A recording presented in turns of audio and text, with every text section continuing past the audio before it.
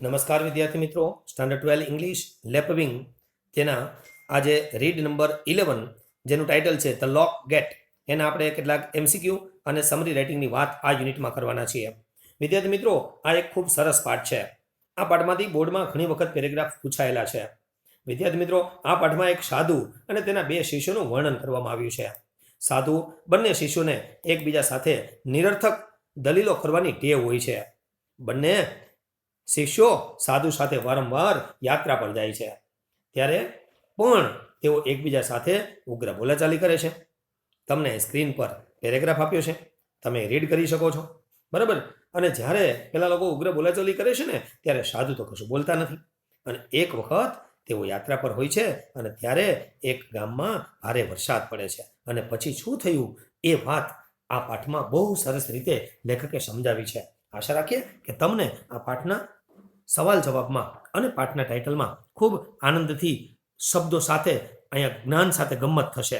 આપણે પેરેગ્રાફને વાંચતા જઈએ અને એના સવાલ જવાબને સમજવા પ્રયત્ન કરીએ. Paragraph number 1. અ ગુરુ હેડ 2 ડિસાઇપલ્સ. દોસ્તો, ડિસાઇપલ એટલે શિષ્ય, બરાબર, pupils, followers, who were in the habit of arguing with each other. Often the two accompanied the guru, accompany એટલે સાથે જતા, when he went out on a pilgrimage, કોઈ યાત્રા સ્થળ પર જાય, બરાબર, તો એને pilgrimage કહેવાય. or went to visit his other disciples. While he walked in silence, ગુરુ તો શાંતિથી ચાલતા. The disciples went on exchanging words heatedly, અને બંને શિષ્યો છે ને એ ધિકારપૂર્વક શબ્દોની આપલે કર્યા કરતા. એ તો ધિકારતા એકાબીજાને, બરાબર, હિટેડલી એક્સચેન્જિંગ કરતા શબ્દોને. Each one stuck to his point of view. દરેકને ટેવ કેવી હતી? બરાબર, પોતાની વિચાર શ્રેણીને વળગી રહેવાની ટેવ હતી. બરાબર, સ્ટક વળગી રહેવું, છીટકી રહેવું. To see any truth in the other, સત્યની તપાસ કર્યા વગર.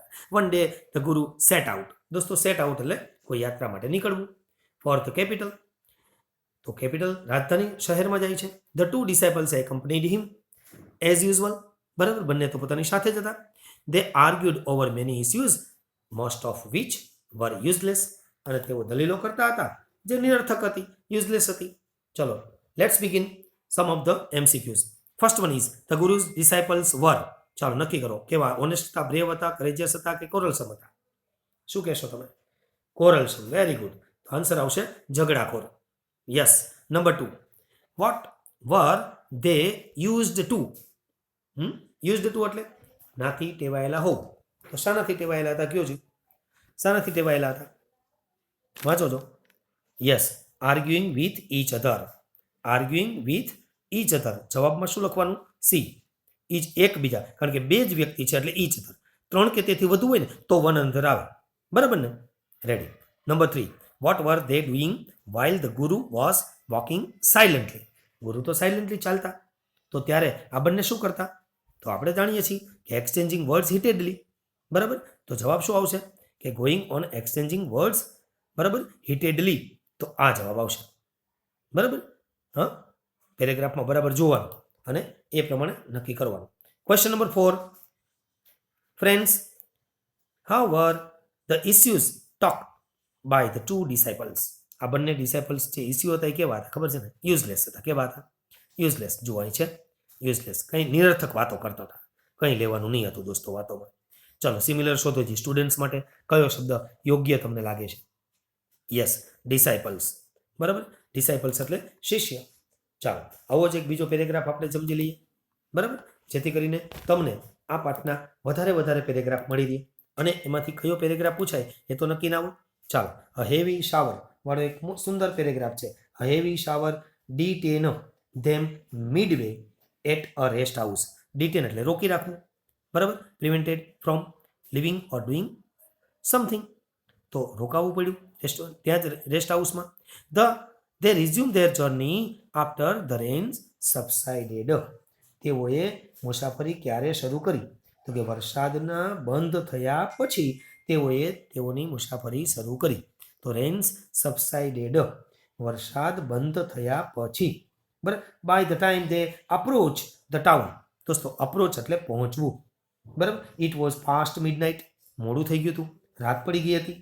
The capital was protected by high circular wall. અને દોસ્તો રાજધાનીમાં તો પ્રોટેક્શન હતું, દિવાલ બનાવી હતી ફરતે, કોઈ ચડાઈ ન કરી બેસે એટલે, બરાબર. High circular wall and the gates used to be લોક.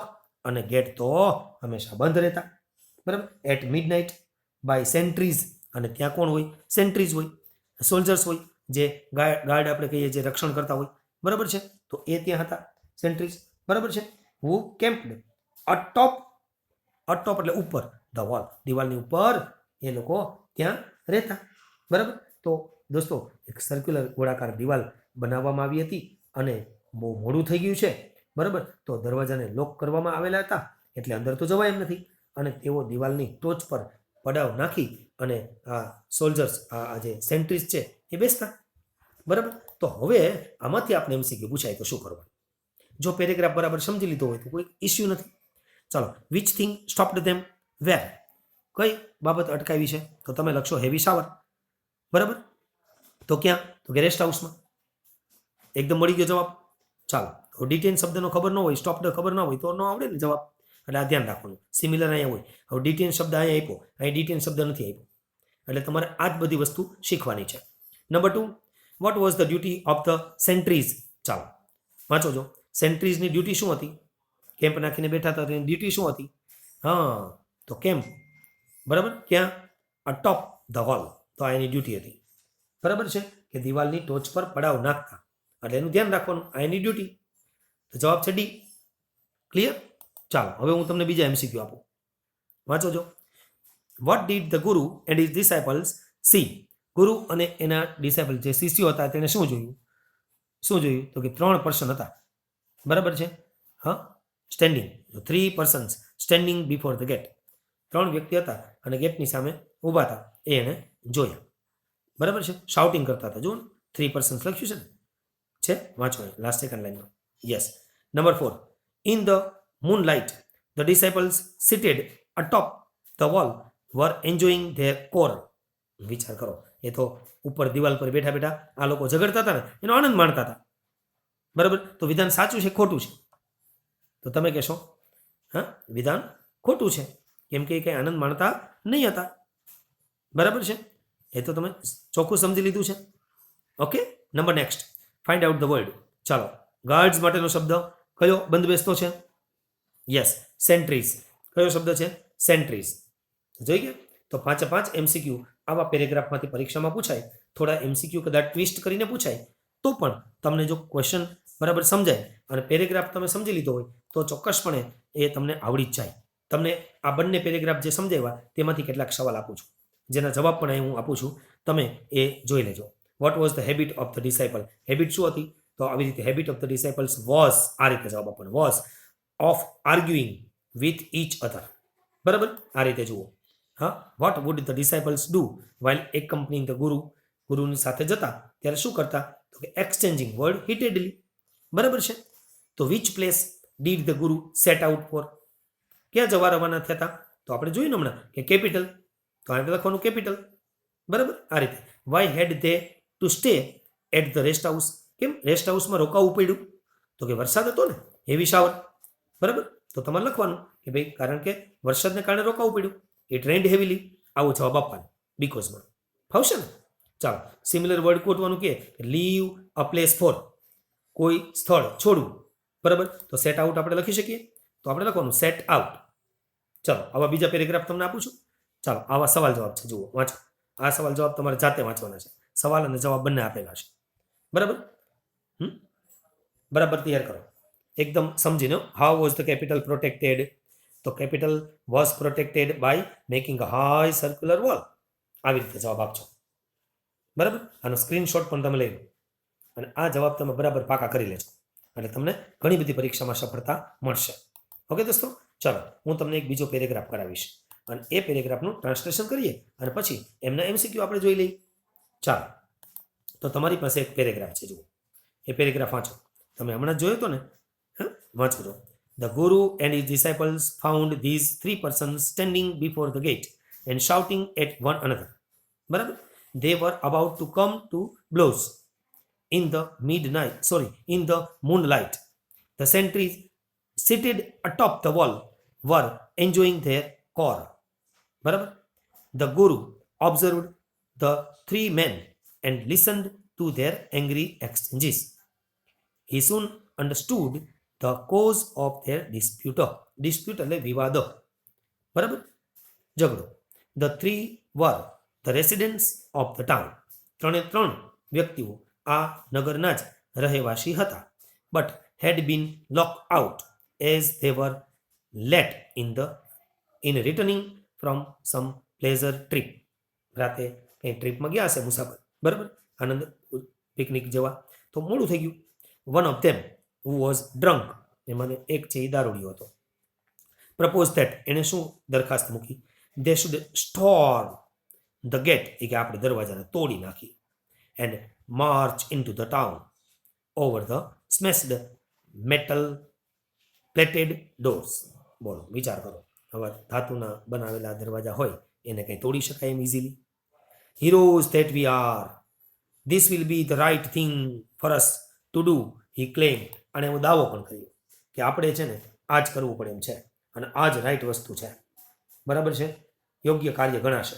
જો આમ કરીશું તો જ આપણા માટે યોગ્ય કાર્ય ગણાશે અને આપણે હીરો એટલે કે શૂરવીરો બનીશું. આવી વાત કરી. હવે એના ક્વેશ્ચન આન્સર જોઈ લો. ચાલો. Vote did the guru and his disciples find? બરાબર છે, કયો છે, શું આવશે? યસ, તો જવાબ છે, તમને 4 ઓપ્શન આપું છું. બરાબર, જોઈ લો છે. ગુરુ એન્ડ ડિસાઇપલ્સ ફાઉન્ડ, તો 3 persons, જવાબ શું આવશે? C. 3 persons were shouting at one another, એકબીજા સામે. ચાલો, હવે બીજો એમસીક્યુ જુઓ. Read out. How did the guru come to understand the cause of the 3 persons? 3 personsનું કોઝ કેવી રીતે એને ધ્યાનમાં આવ્યું? તેણે શું કર્યું હશે? તો ધ્યાનમાં આવ્યું હશે. શું સાંભળ્યું હશે? યસ, તો લિસન ટુ ધેર એક્સચેન્જીસ. શું કર્યું? Listen to there exchanges. બરાબર, તો ડી જવાબ આવ્યો. ક્લિયર? ચાલો, હવે જુઓ. The 3 men were of the town, the resident of the town. ખાલી જગ્યા એ મૂકવાની બાકી રહી ગઈ છે. ધ 3 men were ધ ખાલી જગ્યા ઓફ ધ ટાઉન, તો તમારો જવાબ શું આવશે? રેસિડેન્ટ, કેમ કે એ નગરના જ વતની હતા. બરાબર છે, એટલા માટે.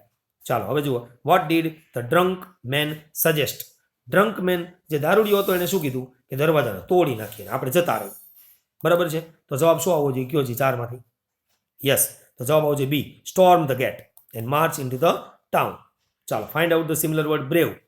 બ્રેવ માટેનો સિમિલર વર્ડ આ 4માંથી કયો હોઈ શકે? ગોતો. બ્રેવ માટેનો શબ્દ કયો હોઈ શકે? યસ, તો બ્રેવ માટેનો શબ્દ છે હીરો. બરાબર, તો આ જવાબ મળી જશે તમને ઇઝીલી. ઓકે દોસ્તો, આ રીતે આવા કોઈ નવા પેરેગ્રાફ હોય એને પણ તમે જો ધ્યાનથી સમજશો તો ચોક્કસપણે તમને એ પેરેગ્રાફ આવડી જશે, એમસીક્યુ પણ આવડી જશે.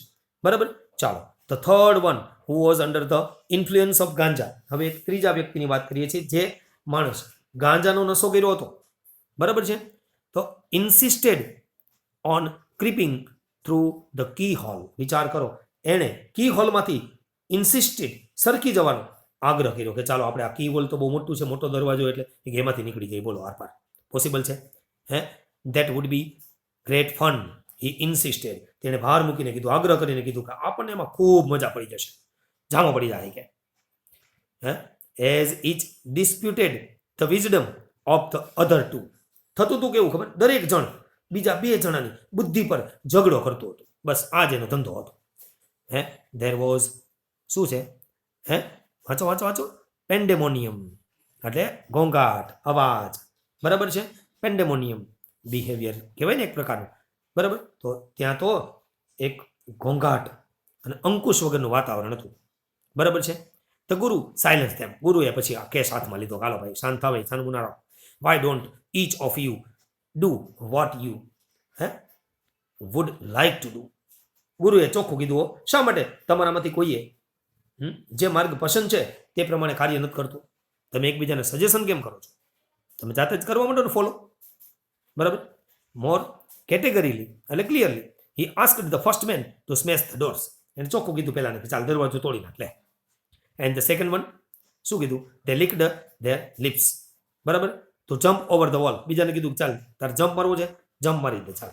And the third man to pass through the keyhole. એટલે તારે કી હોલમાંથી પસાર થવું છે, જા થઈ જા. આમ તેઓને હોઠ છાંટવા લાગ્યા હો. હા હા હા લીક. બરાબર છે. બ્લિંકડ આંખો પટપટાવા લાગ્યા. એન્ડ ગુરુની સામે. બરાબર છે. And did not know what to say. ખોટું. હવે તેને એ પણ ખબર ન પડી કે શું કહેવું કે શું કરવું. તો આવો આ પેરેગ્રાફ છે. એમાંથી એમસીક્યુ છે. ચાલો read out the MCQ and try your luck. I am sure that you will do definitely good work. What did the third man insist? ચાલો વાંચો. થર્ડ મેને શું ઇન્સિસ્ટ કર્યું છે? શું કહેશો તમે અહીંયા? ક્રીપિંગ થ્રુ ધ કી હોલ. શું આવશે જવાબ? ક્રીપિંગ થ્રુ ધ કી હોલ. આ જવાબ આવશે. ક્લિયર? ચાલો નંબર 2 વાંચો. with which thing was the third man addicted? અહીં એડિક્ટ એટલે વ્યસન. તો કયું થર્ડ મેન છે ને શેનું વ્યસન હતું? તો ઓપ્શન આવશે એ ગાંજા. બરાબર છે. અહીં લખેલું છે. Number 3 what did the guru say about the first man? ગુરુએ શું કીધું? બરાબર. તો ગુરુએ કીધું શું કીધું? શું કીધું? he wanted to smash the door. એને કીધું કે તારે દરવાજો તોડી નાખવો છે ને. he wanted to smash the door. તો જવાબ આવશે A. Number 4 how did they respond to the guru? એ લોકોએ જવાબ શું આપ્યો? અરે જવાબ શું આપે? હોઠ ચાટવા લાગ્યા. ત્યારે જવાબ શું આવશે? લીક. જવાબ છે ડી. જુઓ લીક ધેર લિપ્સ. બરાબર છે. બ્લિંકડ એન્ડ એટ ધ ગુરુ. વિચાર કરો, આંખો પટપટાવા લાગ્યા. અહીંયા લિપ્સ શબ્દ છે, જરા બરાબર ધ્યાનથી LIPS પ્રિન્ટ મિસ્ટેક છે દોસ્તો, સમજવા પ્રયત્ન કરજો. કોરલ માટેનો શબ્દ અહીં કયો છે? વાંચો. કોરલ માટે તો એકદમ સિમ્પલ જ છે. કયો આવશે? ડિસ્પ્યુટ. ઓકે દોસ્તો, ખ્યાલ આવી ગયો મિત્રો? તો આ રીતે તમને એમસીક્યુનો જે ખ્યાલ આવ્યો, એવી જ રીતે મારે તમને કેટલાક પેરેગ્રાફ આપવા છે કે જે પેરેગ્રાફમાંથી સમરી પણ પરીક્ષામાં પૂછાવાની છે. ચાલો આ પેરેગ્રાફનું સમરી આવે ને તો તમે શું લખશો જુઓ. તો આવી રીતે લખજો. આ પેરેગ્રાફ તો તમારો જાણીતો જ છે, હમણાં જ આપણે વાંચ્યો. બરાબર. તો એનો સમરીનો જવાબ શું લખવો જોઈએ? આ બંને પેરેગ્રાફ ભેગા કર્યા છે પહેલા. તો એનો the two disciples who always accompanied their guru often entered into the heated arguments. બરાબર. એ તો વાતો જ કરતા હતા એમનો. બરાબર છે. ધિક્કાર પૂર્વક શબ્દોની આપલે જ કરતા હતા. each one stuck to his point of view. દરેક પોતાની વાતને વળગી રહેતા હતા. unwilling to see any truth in the other. સત્યની પણ તપાસ નહીં કરતા હતા. બરાબર. પેલો સાચો છે કે નહીં એ પણ નહીં જુએ. Once on the way to the capital, as usual, they started arguing uselessly. એક વખત એને આ રીતે આર્ગ્યુ શરૂ કરી. A heavy rain delayed their journey. તેઓને કારણે હેવી રેનને કારણે જર્નીમાં રૂકાવટ આવી હતી. By the time they approached the town, તેઓ નગરમાં પહોંચ્યા ત્યાં સુધીમાં it was past midnight. રાત પડી ગઈ હતી. And the closed gates guarded by sentries. અને દરવાજાઓ બંધ હતા અને સેન્ટ્રી એનું ગાર્ડિંગ કરતા હતા. તો ફોરબેડ ના પાડી their entry to the town. અને એ તો મનાઈ કરતા હતા, ફોરબેડ કરતા હતા. આનું ટાઇટલ આપવું જોઈએ આર્ગ્યુઇંગ વેનલી અથવા યુઝલેસ. નિરર્થક વાતો, દલીલો. બરાબર છે. તો આવું એક ટાઇટલ અને એક સમરી જો લખશો ને દોસ્તો તો ચોક્કસપણે 4 ને 5 માર્ક્સમાંથી તમને કોઈ રોકી શકશે નહીં. દોસ્તો આશા રાખીએ કે તમે આ પ્રમાણે સમરી રાઇટિંગ શીખી અને તમારી પરીક્ષામાં એ સમરી રાઇટિંગ લખશો. ચાલો હું તમને એક પેરેગ્રાફ આપું. Read the paragraph first. Read કરો છો પેરેગ્રાફ. એકદમ જાણીતો પેરેગ્રાફ છો, હમણાં આપણે વાંચ્યો ને એ જ છે. જુઓ. બરાબર. હવે એનું આપણે સમરી આપવું હોય તો શું અપાય? તો કે યુઝલેસ ટોક. નિરર્થક વાતો છે, કંઈ આમાં લેવાનું જ નથી. જુઓ એનો જવાબ શું આપવાનો? ધ ગુરુ knew that the 3 men were resident of the town. ગુરુને તો ખબર જ હતી કે 3 માણસો છે એ નગરના જ રહેવાસી છે. એની વાતચીત ઉપરથી ખ્યાલ આવી ગયો. Being late. અને શા માટે એ બહાર ઊભા છે? તો કે being late they did not get entry. આટલી એન્ટ્રી નથી મળતી. આવું આપણે બનાવીને લખવાનું, આપણી રીતે વાક્યો બનાવવાના. બેઠા વાક્ય બને ત્યાં સુધી નહીં લખવાના. One of the men was drunk and proposed to storm the gate. બરાબર. આ રીતે ટૂંકમાં લખી દેવાનું કે ભાઈ એક વ્યક્તિ ડ્રંક હતો, દારૂડિયો હતો અને દરવાજો તોડવાની વાત કરતો હતો. and march into the town over the smashed metal plated doors. પછી અધરની વાત કરવાની. The other suggested to jump over the wall and the third insisted to creeping through the keyhole. આવી રીતે દોસ્તો તમે એક વ્યવસ્થિત સમરી રાઇટિંગ થર્ડ પાર્ટમાં ત્રીજા ભાગનો સાર લખવાનો છે. બરાબર. અને હંમેશા એક જ કાળ. બરાબર. અને કરતા ત્રીજા પુરુષ એક વચન કે બહુવચન જે કંઈ પણ વ્યક્તિની વાત હોય એનાથી જ ચાલુ કરવાનું. જેમ કે ગુરુની વાત છે તો ગુરુથી ચાલુ કર્યું. એમ ઓથરની વાત હોય તો ધ ઓથર કે ધ રાઇટરથી ચાલુ કરવાનું. બરાબર. અને ટાઇટલ આપવાનું યુઝલેસ ટોક્સ. ટાઇટલ તમે પેરેગ્રાફની ઉપર અથવા પેરેગ્રાફની નીચે આપી શકો છો. બરાબર. હવે હું તમને કેટલાક પેરેગ્રાફના સવાલ આપીશ કે જે પેરેગ્રાફ્સ તમે આ પાઠમાંથી ભણ્યા છો એ પાઠના આ પેરેગ્રાફના સવાલ છે. દોસ્તો આ ખૂબ આઈએમપી સવાલ છે. તમને એના જવાબ પણ આપું છું. તમે જોઈએ તો સ્ક્રીનશોટ પણ લઈ લેજો, પણ આ જવાબ પાકા કરજો ખાસ. બરાબર. આ તમને જવાબ ખૂબ કામ આવશે અને તમારે શોધવા પણ નહીં જવાબ. અને પેરેગ્રાફ જે છે આપણો એ પેરેગ્રાફના જવાબ તમને ઇઝીલી યાદ આવી જશે. મોસ્ટ ઓફ ધ આર્ગ્યુમેન્ટ્સ વાળો આ પેરેગ્રાફ છે અને એના આ સવાલ જવાબ છે. બરાબર. તમને એકદમ સિમ્પલ સમજાઈ જશે. ઓકે. બધા જ સવાલ જવાબ છે, જુઓ. ઓકે. આશા રાખીએ દોસ્તો કે આપ સૌ વિદ્યાર્થીઓ આ ક્વેશ્ચન આન્સરની મદદથી બરાબર વાંચો.